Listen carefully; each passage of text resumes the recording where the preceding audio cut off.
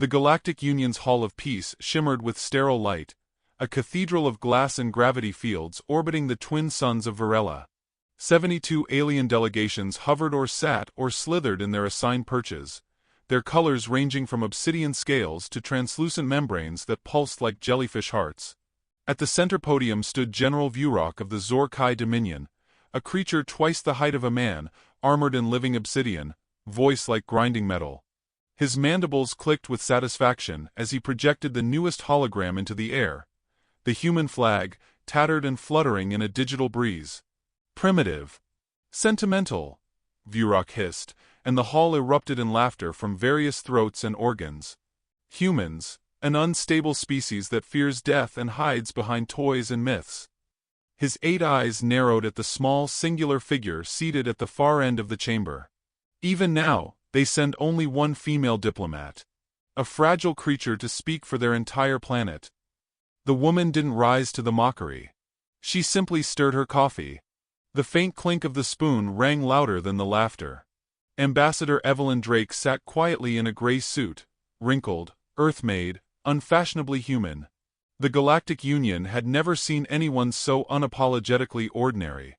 Her brown hair was tied in a neat bun, her expression calm, but there was something disarming about her stillness.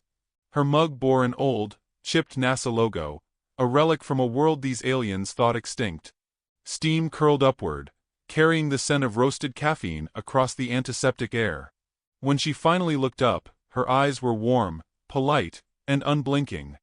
"General Vurock," she began, her tone soft and measured, like a teacher addressing an overexcited student. "Thank you for your colorful introduction. I'll try not to disappoint the caricature." Her translator drone hummed, echoing her words into hundreds of alien dialects. Some species twitched at the human idiom. "Colorful introduction," as if it were a code phrase. Vurock leaned forward.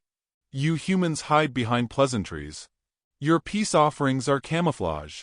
You fear open conflict because you are soft." Evelyn smiled faintly, as though humoring a child. "You're mistaken, General. We don't fear conflict. We just prefer not to start what we already know how to finish." A ripple of murmurs moved through the crowd. The Cephalon historian, a translucent scholar with tentacles coiling around a data log, tilted his head in fascination. His voice, transmitted through a resonance field, vibrated gently. "Curious, she uses metaphor as weapon." Vurock slammed one claw against the floor, making the gravity field shimmer. "You claim courage, yet your species prays to invisible monsters. Baba Yaga. Boogeyman. Fairy tales for infants." Evelyn set her mug down with care. "Ah," she said, almost cheerfully. "So you've done your reading. How thorough of you." Her gaze flicked around the hall. "Those are not gods, General. They're warnings. We tell our children about monsters, so they remember what happens when someone comes into their home uninvited." A flicker of unease rippled among the attending diplomats. A gelatinous envoy whispered to his neighbor, "Are these coded threats?" Vurock bared his teeth. "You dare threaten the Dominion with bedtime stories?" Evelyn's reply was silk over steel. "No.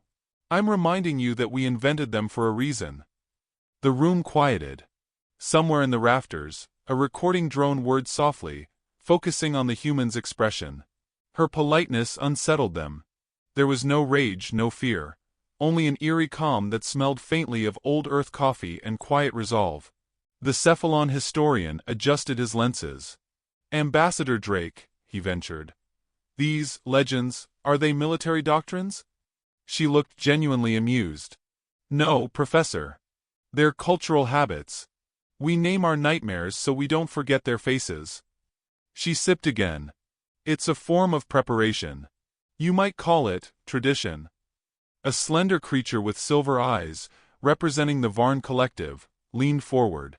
"Preparation for what?" Evelyn glanced toward the panoramic glass wall showing the starfields. "For the dark," she said. The hall fell into a silence so thick that even the translation drones hesitated. Then Vurock's laughter thundered again, breaking it apart. "Empty philosophy. The galaxy conquered you once, human. You will not recover from your weakness. You fear war. Her eyes lifted, and something in them changed. Still calm, but ancient, as if a storm had chosen human form. We don't fear war, General. We just remember how expensive it is. He sneered. And what can your dying world pay? She leaned forward slightly, voice low, intimate. Debt. In full. The translator hesitated before delivering that phrase. When it did, several species shivered as though a cold wind had passed through. Trying to regain dominance, Vurock gestured at her with a claw. Tell us then. If your kind is so courageous, why beg for peace? Why come to this table instead of your trenches? Evelyn tapped her mug. Because, General, we've learned that peace lasts longer when the other side chooses it voluntarily. And if we do not choose it? Her eyes softened. Then I'm afraid we'll have to remind you why our myths wear human faces. The Cephalon historian's tentacles froze mid-motion. She speaks of self-weaponization, he whispered. Vurock snarled, rising to his full height. You threaten the Galactic Union in our own hall? Evelyn rose too, unhurried. Even standing barely to his chest, she commanded the room by contrast. Her smallness magnified her certainty. No, General. I promise it's not a threat. It's a courtesy. Her words lingered like frost. One of the alien aides, a reptilian youth, dropped his datapad. The device flickered, catching a brief holographic distortion in the space above the human delegation. A sigil shaped like a skull merged with the circuit.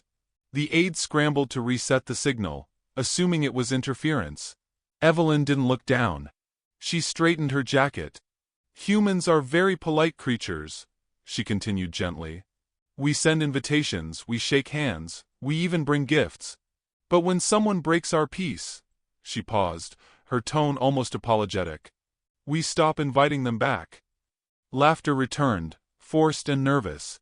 The General's mandibles clicked again in mock amusement. You speak in riddles, human. Do you truly believe your species can frighten gods? Evelyn tilted her head. Oh, General. We don't frighten gods. She smiled. We make them. That shut the hall down completely. For a moment, no one moved. The Cephalon historian's gaze darted from her to the ceiling sensors, whispering into his comms. Her words pattern-matched to Category X3 myth structures, Earth's doom protocols. Evelyn took one last sip of her coffee, then sealed the lid of her NASA mug. General, she said pleasantly, I think we've both had enough philosophy for today. I came here to talk peace. But if you insist on discussing courage, she set the mug down on the podium. You might not like how humans define it. Her translator projected the final word courage with a subtle distortion, as though the sound itself glitched reality. Vurock rose, his exoskeleton clattering. You will regret this arrogance. Evelyn's tone didn't rise above a whisper. No, General. History says otherwise. Then the lights flickered. The entire citadel dimmed for half a second, and every ship in orbit registered a ping from an unregistered frequency. The hall fell still as the Union's security AI announced in monotone. Observation protocol, Baba Yaga, initiated. Evelyn's reflection caught in the glass wall. One woman, one coffee mug, and the black infinity of space behind her. She looked almost serene. Tea time's over, she murmured. The citadel's emergency lights pulsed once, then stabilized into a dim amber glow. The great hall was silent except for the hiss of alien respirators, and the faint hum of the translator drones rebooting. General Vurock's claws dug furrows into the polished floor. Explain this, he growled, voice carrying through the suspended gravity field. Who authorized that protocol? Evelyn Drake didn't answer immediately. She was adjusting the cuff of her gray jacket, as though the flickering power had inconvenienced her fashion sense more than the galactic military in the room. Relax, General, she said softly, not looking up. Observation protocol means someone, somewhere, is watching to make sure everyone behaves. Who? The word was spat, sharp as plasma. Evelyn smiled faintly. Oh, I imagine you'll find out if you misbehave. Gasps rippled through the delegates. Politeness, in most alien cultures, was synonymous with submission. But in hers, it was the calm before the storm. She reached for her coffee, only to find the mug empty.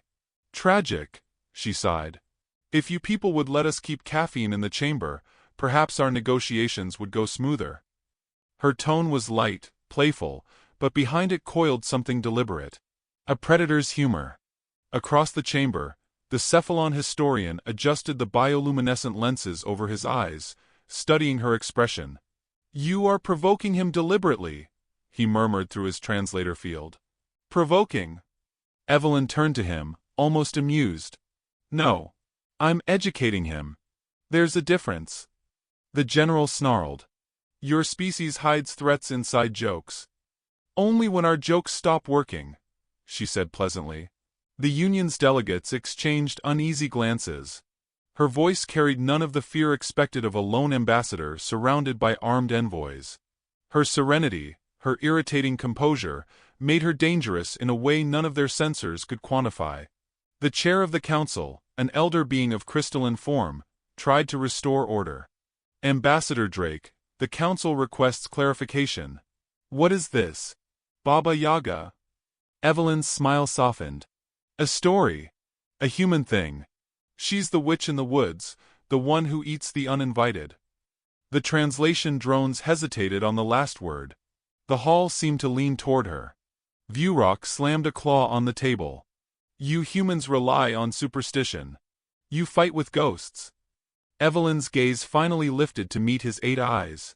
Ghosts are useful, she said, because they haunt even after the body's gone. Her words didn't rise in tone. They fell like a calm decree. One of the minor delegates, a young Varn soldier with metallic skin, chuckled nervously. Do humans always speak in riddles? Evelyn turned toward him, her voice warm. Only when people stop listening to warnings. The council chair, uncomfortable with the tension, signaled the attendants. The chamber's lower level unfolded into a buffet of alien delicacies. Glowing petals, mineral cubes, synthesized protein ribbons. Evelyn walked down from the podium, her heels clicking softly against the platform. From her briefcase, she withdrew a small box. I thought it polite to contribute something human, she said. Cookies. Real ones. From butter, not biolattice. The collective horror was instant.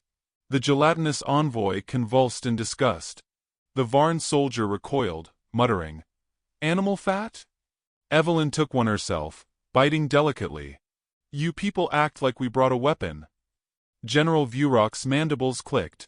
Perhaps you did. Perhaps we always do, she murmured. For a heartbeat, that sounded like a confession. She set the cookie box on the table between them. You see, General, humans don't bring weapons to peace talks. We bring habits. The problem is, our habits win wars. A murmur of unease spread. The historian leaned forward. Explain. Evelyn's gaze softened as if addressing children. Patience. Adaptation. Curiosity. We walk into rooms like this, filled with arrogance, power, fear, and we smile. You think that means we've accepted defeat. She paused. But really, we're memorizing your weaknesses. A hush fell so absolute the drones lowered their output to 5%. Viewrock's armor rattled as he rose again, trying to reassert control. Your threats mean nothing. The Dominion could erase your system in minutes. Evelyn's reply was gentle. Then you would learn what it feels like to erase your own reflection. The lights dimmed again, barely perceptible, but enough for everyone to feel it. The human expression of amusement never left her face. Viewrock snapped toward his officers. Status report. Communication stable, one replied nervously. But an unauthorized signal is reflecting us back. Our fleet systems show hundreds of false copies. Evelyn took another slow sip of water. That would be the observation network. It's studying your tactical behavior. Harmless, unless you do something stupid. The chair's crystalline surface pulsed in alarm. Ambassador, are you implying Earth has infiltrated the Dominion systems? Evelyn blinked with deliberate innocence. Implying? No. I'm merely saying it's amazing what curiosity accomplishes when no one's looking. The Cephalon historian's voice was trembling now. Curiosity, or preparation? Same difference, she said softly. For the first time, fear glimmered behind alien eyes. Vurock's massive frame loomed closer to her. You mock the Union with riddles and ghosts, but your species is alone, without allies or armies. What could you possibly have that rivals us? Evelyn's eyes flicked toward the panoramic window, where the galactic arms stretched in a haze of violet light. Her reflection overlapped the stars.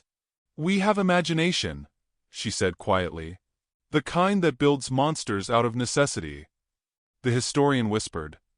The kind that believes in myths until they become real. Exactly, she said, smiling faintly.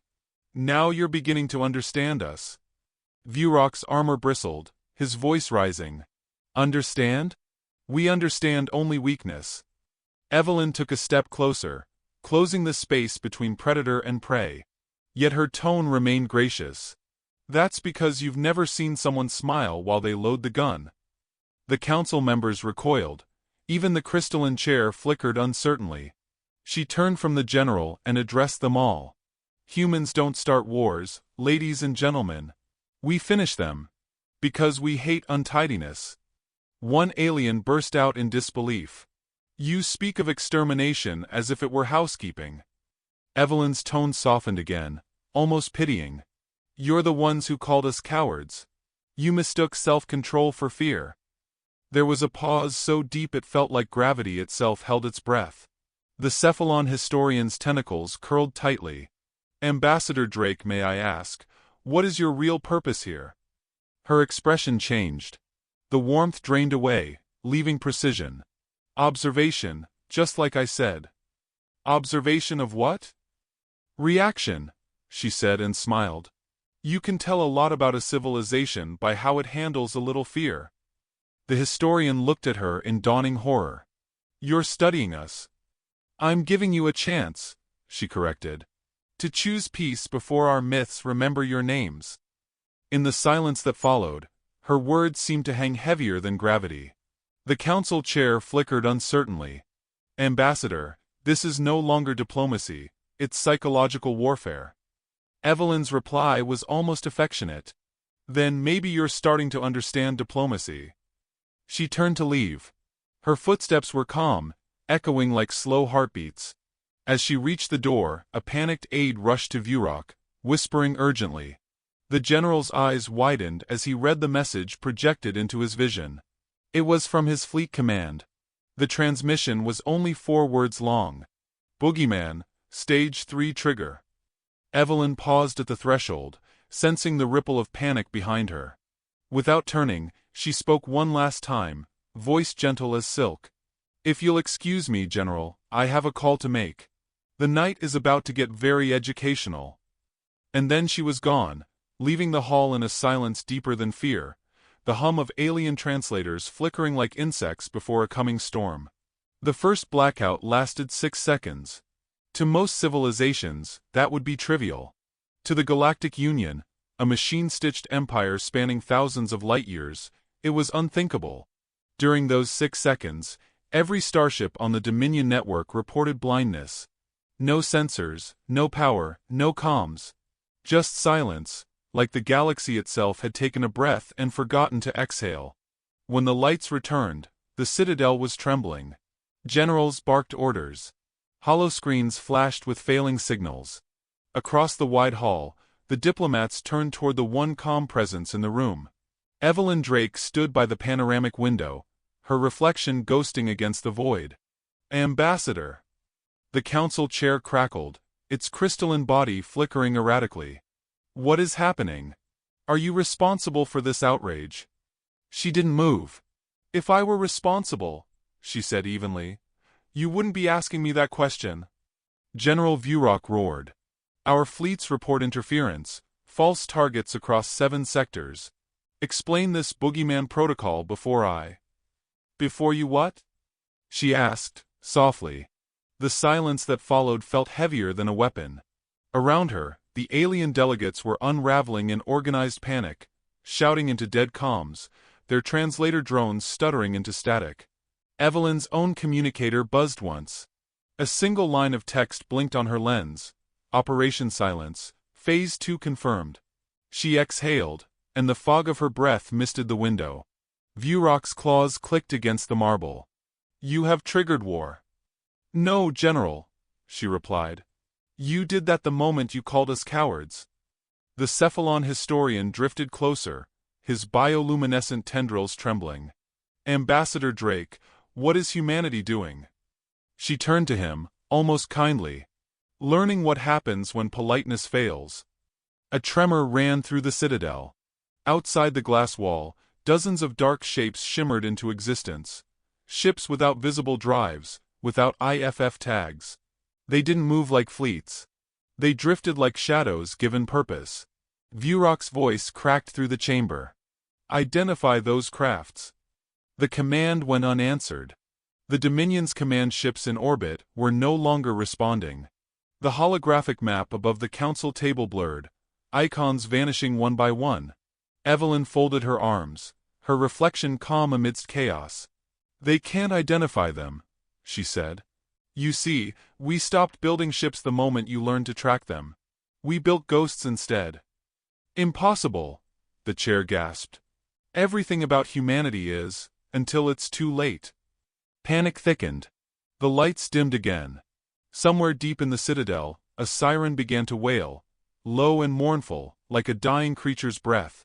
Evelyn didn't flinch. The historian looked up at her. Is this vengeance? Vengeance? She echoed softly. No. It's data collection. Her words chilled him more than violence could have. You're studying us? I'm observing the moment arrogance learns humility, she said. It's valuable research. Vurock bellowed, mandibles wide, his voice cracking under fear disguised as rage. You dare use diplomacy as camouflage for invasion? Evelyn finally turned to face him. Diplomacy is camouflage, General. We just mastered it better than you. He lunged, claws extended, but froze as the lights dimmed a third time. This blackout was longer. 20 seconds. In that void, all that could be heard was the echo of breathing, and the faint hum of something vast, mechanical, alive. When illumination returned, the hall looked wrong. Shadows were sharper, colors drained. The alien delegates blinked, disoriented. But Evelyn saw what they didn't, tiny changes in the view beyond the glass. The stars had rearranged. No, not rearranged, revealed. The space around the citadel was crowded with human vessels, their outlines barely visible against the cosmic dust. Vurock stumbled back. Your species was supposed to have one surviving fleet. We lied, Evelyn said simply. It seemed the polite thing to do. Her communicator pinged again. A faint human voice, filtered through static, spoke in her ear. Boogeyman standing by. Orders. She replied under her breath. Hold. Let them see the curtain before the play begins. The historian's voice quivered. You would destroy the Union? No, she said gently. We'd rather you destroy yourselves. We're just setting the stage. Screens flickered across the chamber, showing broadcast feeds from alien homeworlds.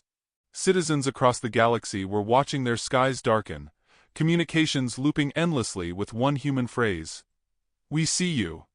Evelyn's reflection merged with the stars, her expression unreadable. Fear spreads faster than any virus, she murmured. We learned that long ago. That's why our myths work. One whisper about Baba Yaga, and entire armies check the shadows before they sleep. The historian whispered, almost pleading. Tell me what you want. She faced him now, voice still calm. Peace. Peace through terror? Peace through memory, she corrected. You'll remember this before you ever raise another flag. The chair pulsed in desperation. You're threatening the order of civilization itself. Evelyn's smile was thin. Civilization was a luxury.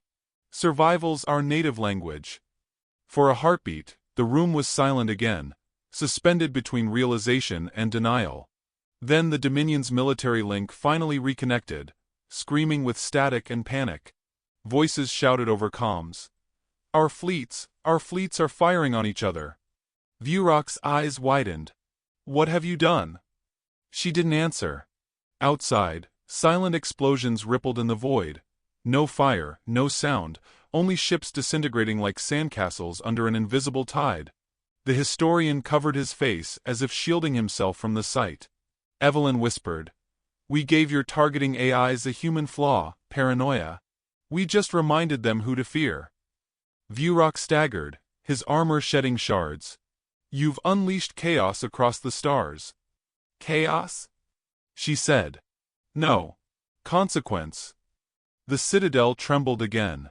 The power grids bled red light. A voice from the intercom, the station's automated system, spoke in perfect English. "Observation complete. Target empathy ratio, insufficient." The historian stared at Evelyn. "What does that mean?" Her reply was quiet, almost mournful.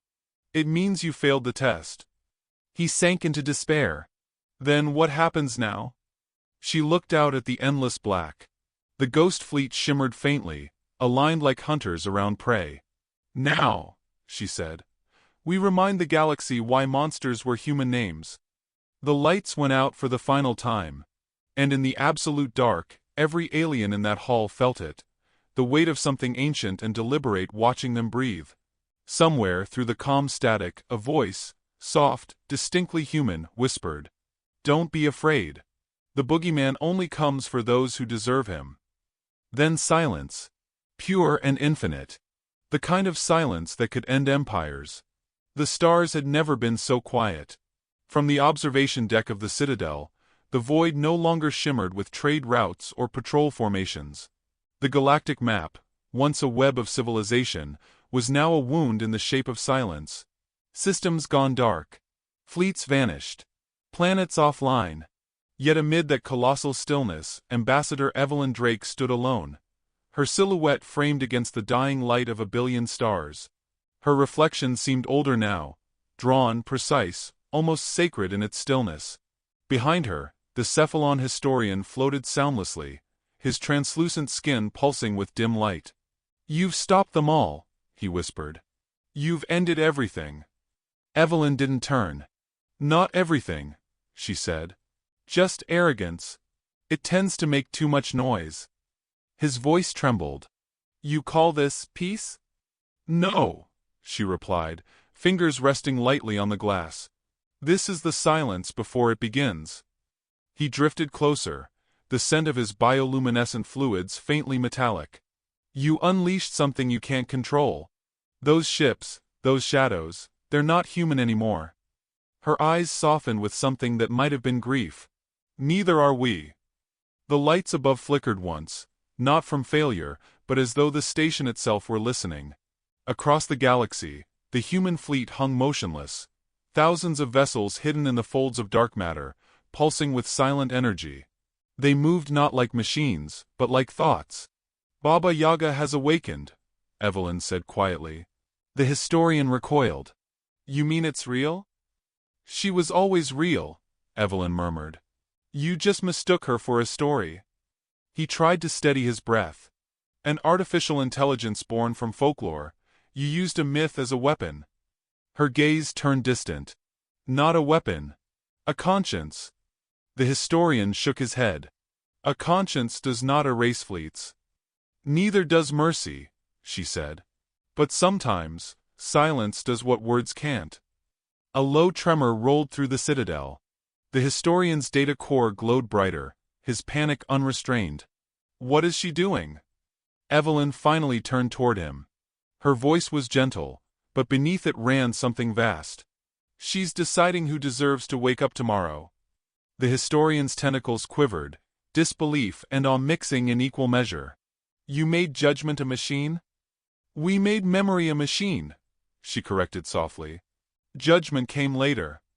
Through the glass, streaks of white fire flared and disappeared. No explosions, no debris. Fleets dissolving into silence, not death. The systems themselves were vanishing, unmade like dreams forgotten on waking. Evelyn's communicator pulsed. A human voice, calm, synthetic, filled the air. "Observation complete. Probability of peace, 42%. Initiate directive. Her jaw tightened. Confirm identification. Designation. Baba Yaga. Awaiting your consent. The historian watched her, terrified. If you authorize this, you'll erase half the galaxy. Evelyn looked back at the void.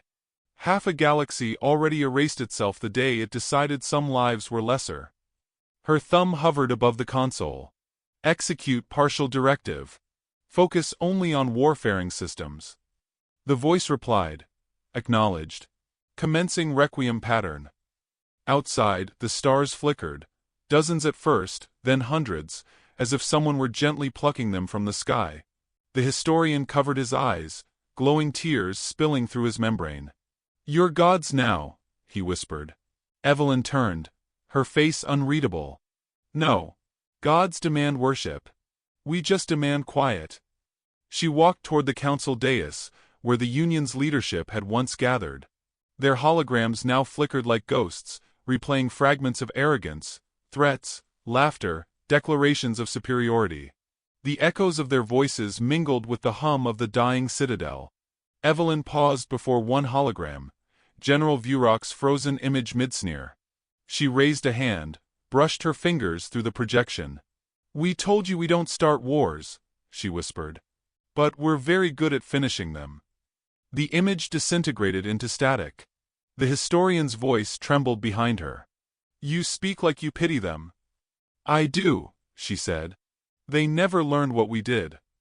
And what is that? She turned, eyes glinting like the cold of space. That the monster under the bed was never there to kill us. It was there to remind us we're capable of becoming it. He stared at her, unable to answer.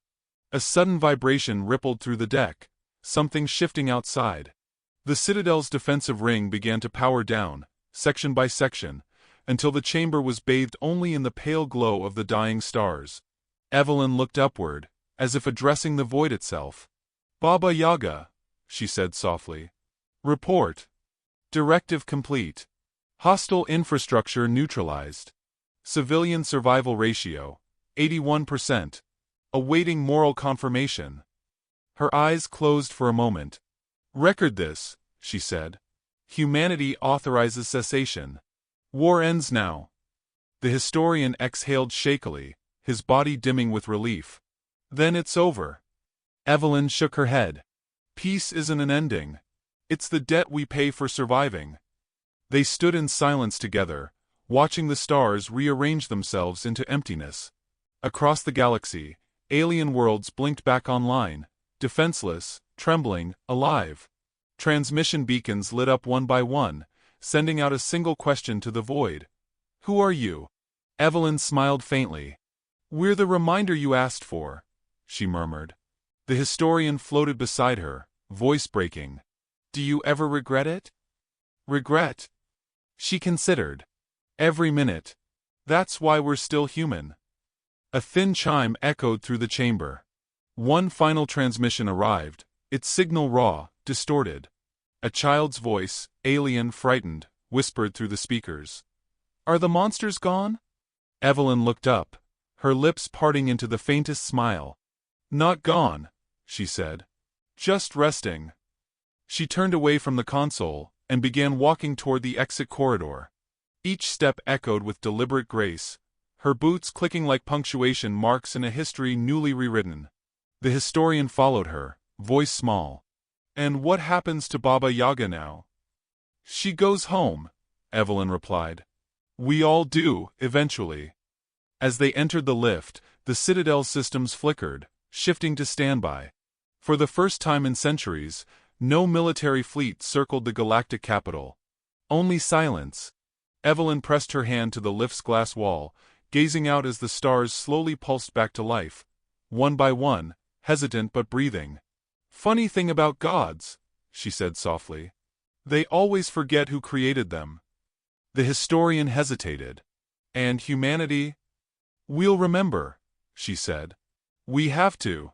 Someone has to guard the dark. The lift descended into shadow. Somewhere above them, the human fleet dissolved into dust, its mission complete.